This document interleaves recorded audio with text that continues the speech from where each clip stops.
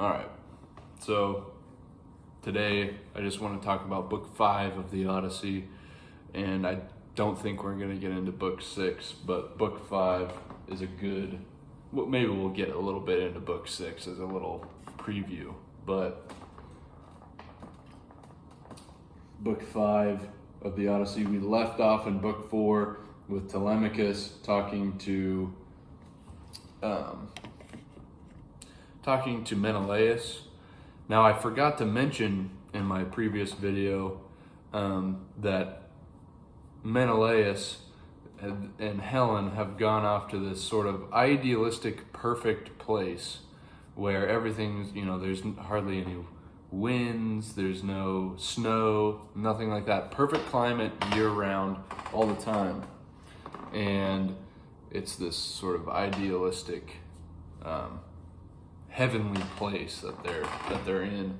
And Menelaus has a grandiose palace, which Telemachus remarks to Nestor's son that this would, if I were able to see what the palaces on Mount Olympus, or in the realm of the gods, would be Zeus's palace, it would look probably, I would imagine, would look something like this. Now, Menelaus is a pious man, and he observes or heard that and said, "Now hold on. This is nothing like what the Zeus is immortal. That means all of what he has is immortal as well. Everything here is perishable and finite." So he's a humble guy as well. But Helen, at a certain point, brings them this opiate, this sort of drink that relieves all sort of pains, because they've just been discussing and thinking about some stuff that it brings back some painful memories. And this sort of drink relieves all of these painful thoughts that they're having, and they just sort of get to live in this life of bliss in a way. So it numbs the pain and makes it so that they're forgetful, pleasantly forgetful, like Nietzsche talks about. So anyways, book 5. We're gonna be observing Athena and Zeus talking. And Athena's like, "Hey, you remember Odysseus? That blessed man Odysseus? That godlike man Odysseus? He has been trapped with Calypso for 6 years. He's not been able to leave. This is not good. And it looks like he'll never get home." And Zeus says, "Well, Athena, I already know your plan here. Haven't you set all kinds of things in motion already for him to be able to get home? Like, why are you bringing this up?" And he says, "My child, what odd complaints you let escape you. Have you not yourself arranged this matter, as we all know, so that Odysseus will bring these men to book on his return? And are you not the one to give Telemachus a safe route for sailing? Let his enemies encounter no one and row home again." That's in reference, I also forgot, I'm glad I read that, because I realized I also forgot to mention to you in the last video that the suitors are plotting to go and rout Telemachus and kill him off the shores of Ithaca. And Penelope gets word of this, and she goes into, she's going crazy. She doesn't like that. And luckily, Athena sprinkles some sweet sleep on her eyes. But so that's kind of what's going on a little bit. And so Athena's bringing all this up, and Zeus is like, "Well, you're already working on this, basically. Like, why are you coming to me with this?" But he says, "Oh, well, look, I'll get Hermes on it. All right, we're going to go ahead and kickstart this journey home for Odysseus. He's been He's been on his journey home for quite some time, and he's ended up on this sort of island with Calypso. Now, Calypso is a nymph. Calypso, the name Calypso, look this up, means hidden or to hide or something like that. So Odysseus is hiding away with Calypso and sort of, in a way, hiding from his duties, from his responsibility to go home, to make it back to his wife and son. I think you could take it that way.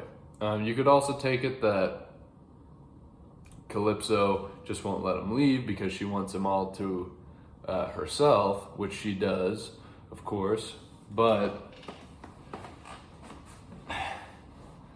I have to imagine Odysseus is not exactly.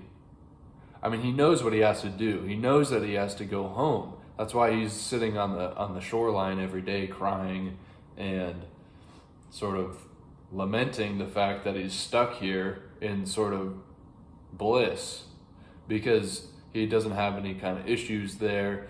He has this. He's literally, his girlfriend's basically a goddess. Okay, they're having sex every night, and she cooks wonderful food.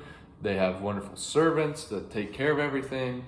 And she's a goddess. She's immortal. She'll never grow old. And neither will he if he stays with her. But he knows his mission. He knows his purpose. His purpose is not to stay there for eternity. He knows that there's something else that he has to go and do. So he cries. Now, I was thinking about this the other day, and we're going to go off a little bit here. So I was thinking the other day, obviously Odysseus makes it home. All right, those of you who haven't read the book, I hate to spoil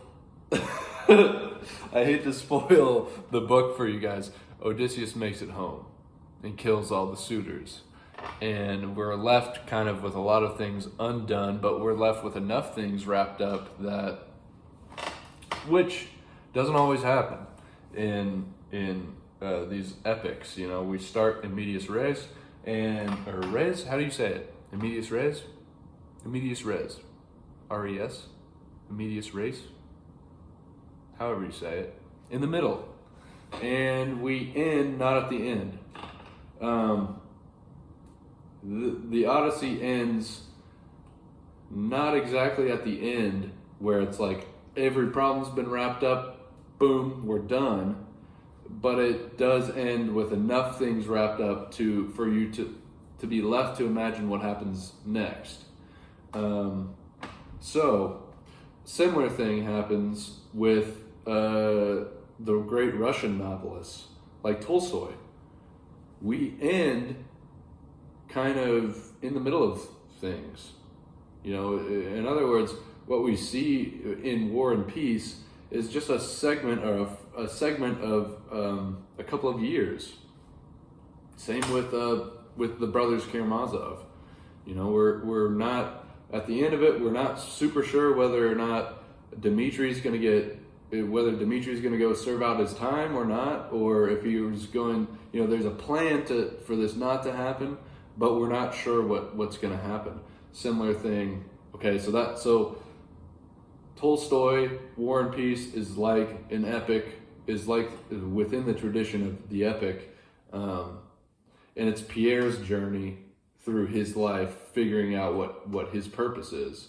Same with Brothers Karamazov, Alyosha, and Ivan, and every character in the book is on their own spiritual odyssey, trying to figure out what's going on. So, but regardless, what I was trying to say with that is that we're not ending necessarily at the end where every loose string is wrapped up. It's just a part of life, that life goes on, and we don't have to be told about everything. But there's an interesting poem by Tennyson, which, oh man, one second.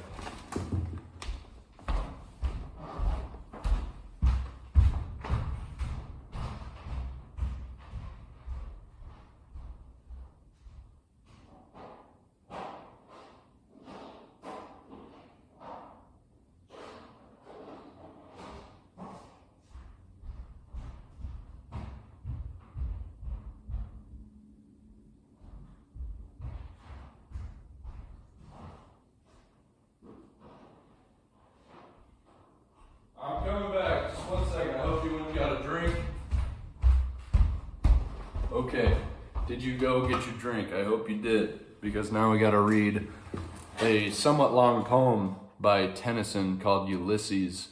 It's an amazing poem I just read the other day. Those of you who are into poetry have obviously read this. You know, a lot of people will know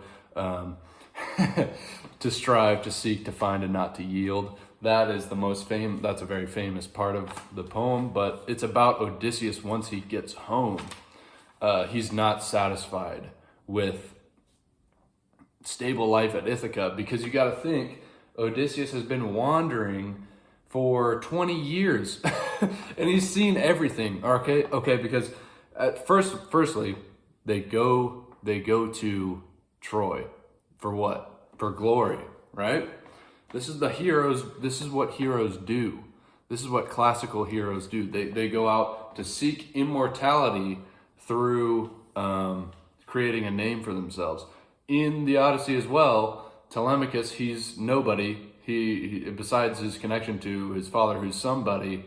Athena is trying to help out Telemachus by giving him a name or some sort of status. The status being that he went and tried to find his father.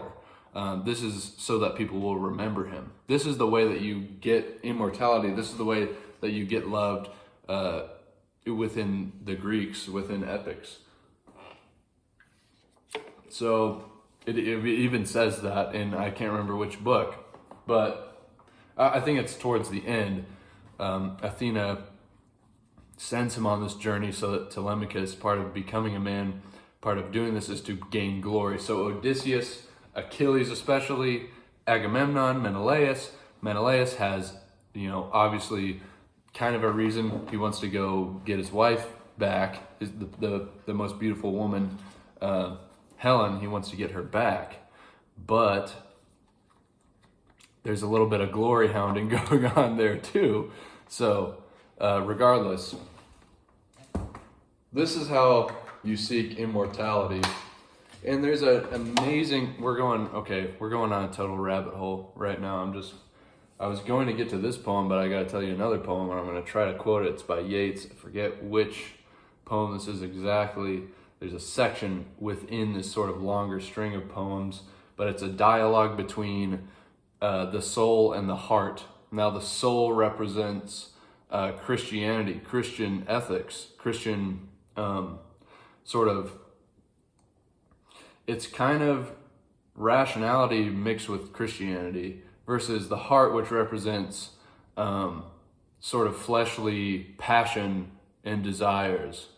And so it goes, I'm going to try to recite it here. It starts off with, the soul says, "Seek only reality, nothing that seems." Okay, that's Plato. Okay, that's coming from the later tradition of the Greeks, which would be Plato, which says all this poetry stuff, all this passionate stuff, this is in the realm of opinions. Those are things that seem, okay? Homer, these are things that seem. These are not being. So seek only reality and nothing that seems. The heart says, what? To be a singer born and have no theme? The heart, the soul, Isaiah's coal. What more could man desire? The heart, lost in the simplicity of fire. The soul, walk into that fire. Salvation lies within. The heart, what theme had Homer but original sin? What he's saying at the end there, what theme had Homer but original sin? What's original sin? Is to be like God. And that's exactly what every hero within the Greeks is trying to do. They're trying to be like God. They're trying to seek immortality. They're trying to push the boundaries, push the limits to become as godlike as they possibly can as a mortal. Unless you're somebody like Menelaus. Menelaus is a little more humble. And within book 4, he's going to go ahead and say, no, I'm not like a god. I'm kind of like a god, but I'm not a god. Okay, so, but somebody like Achilles, these people who really want greatness, they were seeking immortality through their great name. Now, and that's a great part of the Yeats poem too. Lost in the simplicity of fire. Fire always represents the passions, anger, lust, all these things. But within Christianity, fire has a different kind of connotation. It's more of a purifying fire. Okay, but man, we were trying to get to this Tennyson poem called Ulysses. And this is about Odysseus when he gets home and he's not satisfied with his life.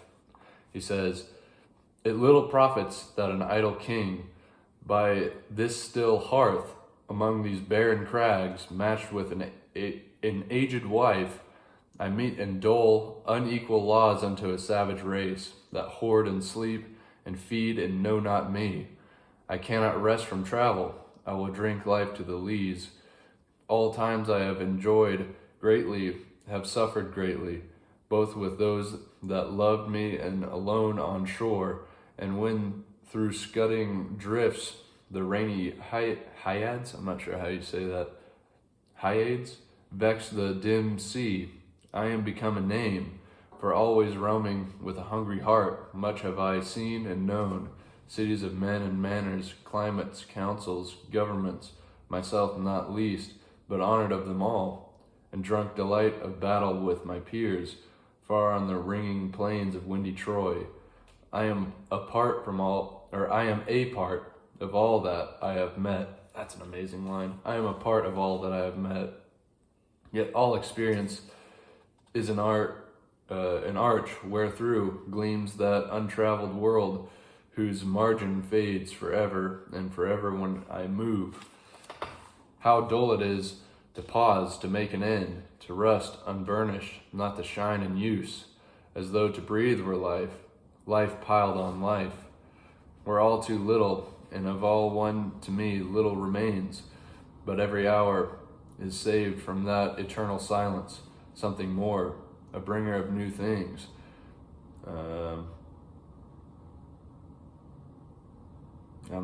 I wrote all this down last night. I can't even read my own handwriting.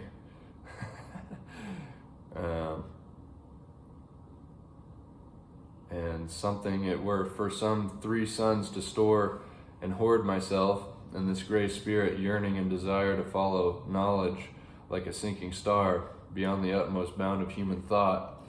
This is interesting. And this gray spirit yearning and desire to follow knowledge like a sinking star beyond the utmost bound of human thought.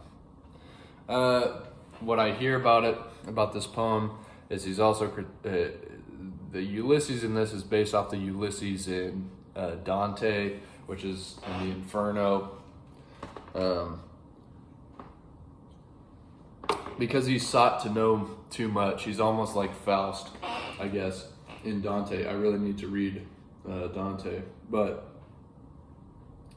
regardless, this my son, mine own Telemachus, to whom I leave the secret or the scepter and the isle, well loved of me, discerning to fulfill this labor by slow prudence, to make mild a rugged people, and through soft degrees subdue them to the useful and the good. So Telemachus is satiated by what Ulysses, or in this case Ulysses or Odysseus, would consider boring, which would be the useful and the good. Homer is not concerned, or Odysseus is bored by these types of things. He's more concerned with the simplicity of fire. All right. Whereas Telemachus, within this passage, within this poem, is more concerned with only reality and nothing that seems. He's more platonic. All right. Most blameless is he, centered in the sphere of common duties, decent not to fail in offices of tenderness, and pay meet adoration to my household gods when I am gone. He works his work, I mine. He sounds a little stoic as well. There lies the port, the vessel puffs her sail.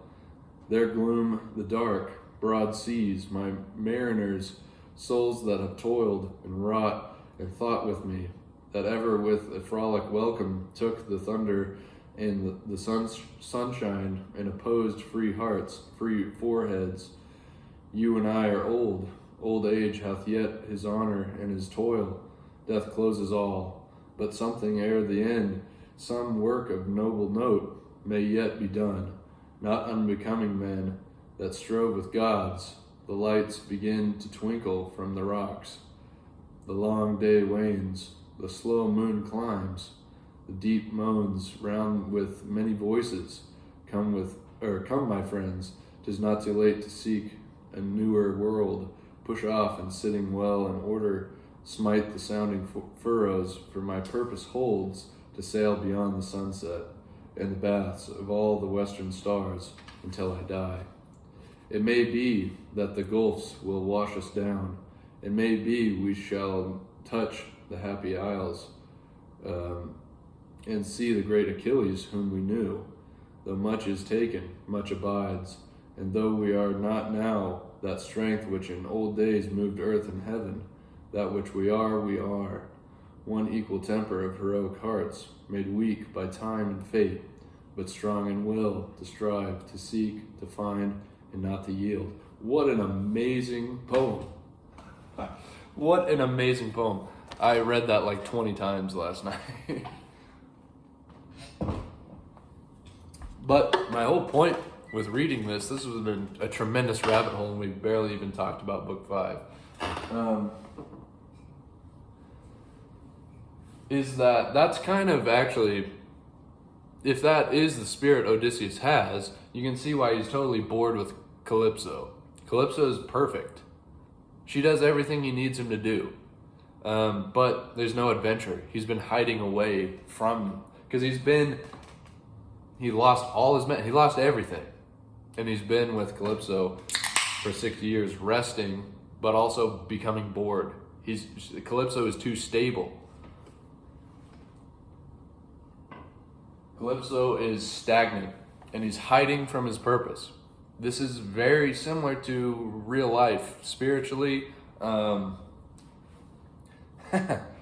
mean, you can draw all kinds of connections with book 5, with Calypso.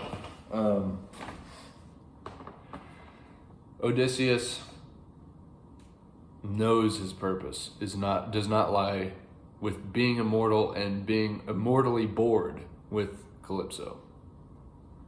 I've talked about this before, but there's many times in life where there are times in life where you're in the same situation where you are hiding away from what you really ought to be doing. Maybe from what you know that you should be doing. Okay, maybe you graduated college and you went through this sort of ordeal, this odyssey of trying to find what you wanted to do. Maybe you found out that college, what you went to do in college, was totally not at all what you intended, what your purpose is. That's not your Penelope and Telemachus back at Ithaca. Your Ithaca lies far off, but you settle down for a while with Calypso, and you're hiding away from your purpose. That could be hiding away with drugs and alcohol. That could be hiding away with buddies who are not helping you get to where you want to be. You could be hiding away with your friends that are totally negative for you, but it's a nice, warm, comfortable feeling. Same with relationships. Maybe whoever you're in a relationship with is the same way. Maybe you know that you shouldn't be with them, but it's too warm, too comfortable for you to leave. But you know that this is not where your Ithaca lies.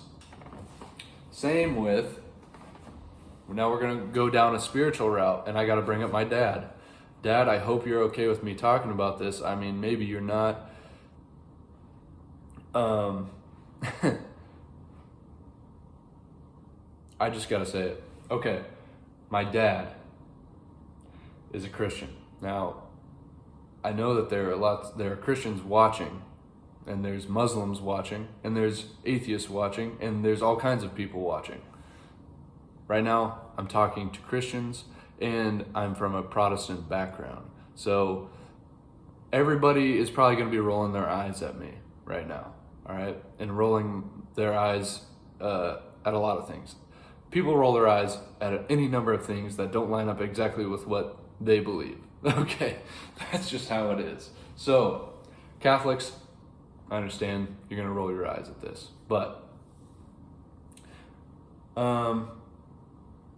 and say, well, all this is just so simple. You know, within the Catholic belief, we think this. We don't think that, you know, the Protestantism is totally irrational, whatever. Okay, all right. So, my father, when he gave his life to Christ, he was always sort of worried about this idea of losing your salvation. And he wanted to know that he was secure in his faith, in his beliefs, and the perseverance of the saints, okay? That's the P in tulip for Calvinists. So, that leads me to my father joining a Calvinist church, a prominent Calvinist church in our town. So, he goes to this Calvinist church, and he goes there for quite some time, maybe 6 years. I can't remember how long. How long was it, Dad? But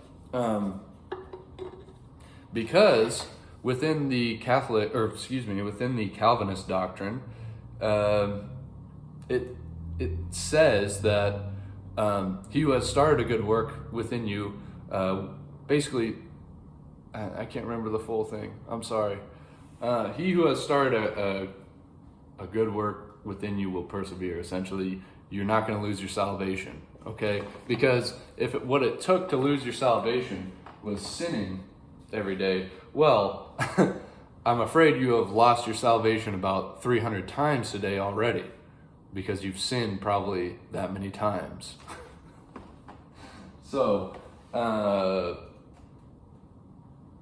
because no one is blameless. All fall short of the glory of God. Now, what the Calvinist doctrine did for my father was say that you are safe.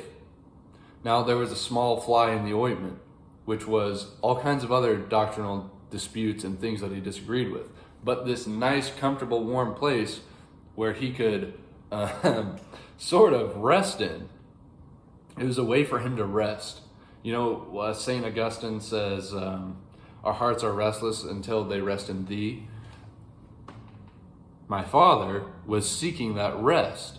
Now, even though he found thee, which would be Jesus, he was still having a hard time trusting God and resting within that.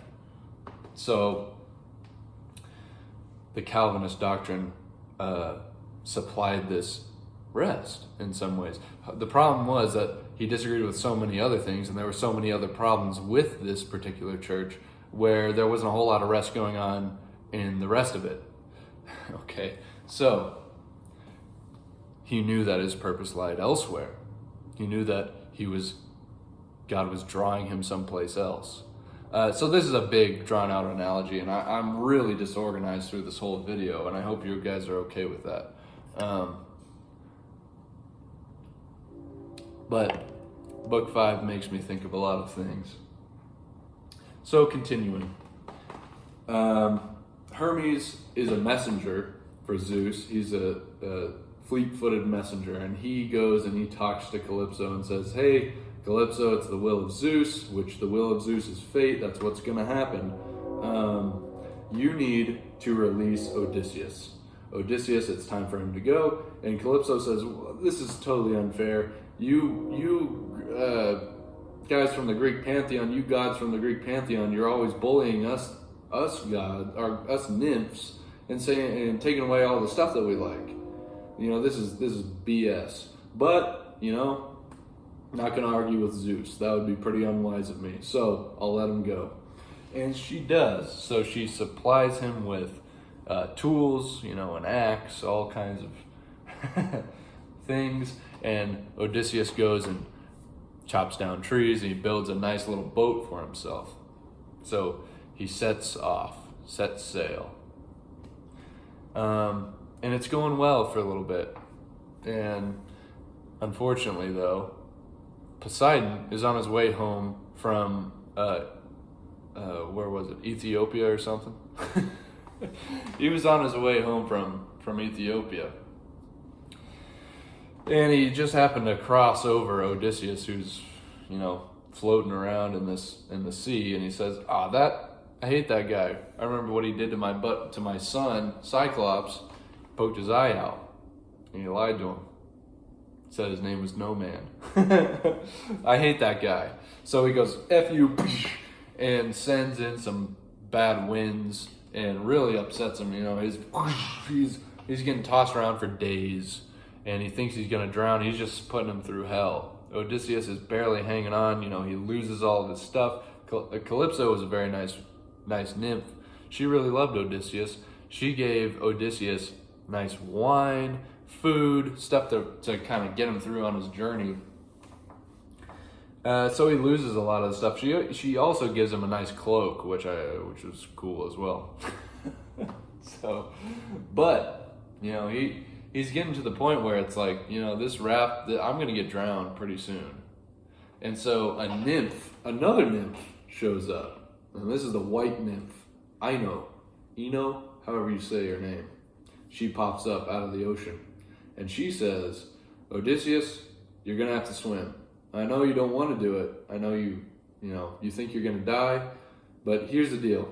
You got to trust me. Abandon ship, and you got to just swim. And what I'm going to do for you is I'm going to give you this nice little cloak, this little life jacket, essentially. And so that's what she does. Odysseus trusts her. He takes off the Calypso's jacket and puts on the cloak from the nymph Ino. And Ino has an interesting backstory. She was a mortal at one point. She was married to King Aegeus, I believe. Now I could be wrong. I could be misremembering that. But I believe she at a certain point commits suicide by jumping into the ocean, but then she's turned immortal. So now she's a sea nymph. I don't know how all that works, or the symbolic, whatever. But anyways, that's what happens. And so there she is. She's a friend to wanderers like Odysseus. And Odysseus makes it to the shore of the Phaeacians. And so, let's see here. Yeah, okay, this is what Ino tells him. She says, you seem clear-headed still. Do what I tell you. Shed that cloak. Let the gale take your craft and swim for it. Swim hard to get ashore upon Scheria, yonder. Where it is fated, you shall find a shelter. Here, make my veil your sash. It is not mortal. You cannot now be drowned or suffer harm. Only the instant you lay hold of earth, discard it, cast it far, far out from shore in the wine-dark sea, and turn away. So that's what he does. He swims for until he's about dead, and he makes it onto these rocks. He's like clinging onto the rocks, like, oh my god, like I gotta climb up here. He's trying not to get basically just smashed into the rocks. He prays, and there's some local goddesses. They help him out with that. They divert the wind so that the sea calms down a little bit. But he's still getting beat around. He gets washed off the rocks. It says the skin on his hands get peeled off onto the rocks. And it's, he's really going through hell. He has the promise from the nymph, from the god, and it's Zeus's will that he's going to do this. But, that doesn't mean that he's not going to go through some hardships on the way. But he does make it to shore. And when he makes it to shore, he's almost dead. Okay, he's like, I believe it says he's like the last ember from on like a candle or something. Yeah.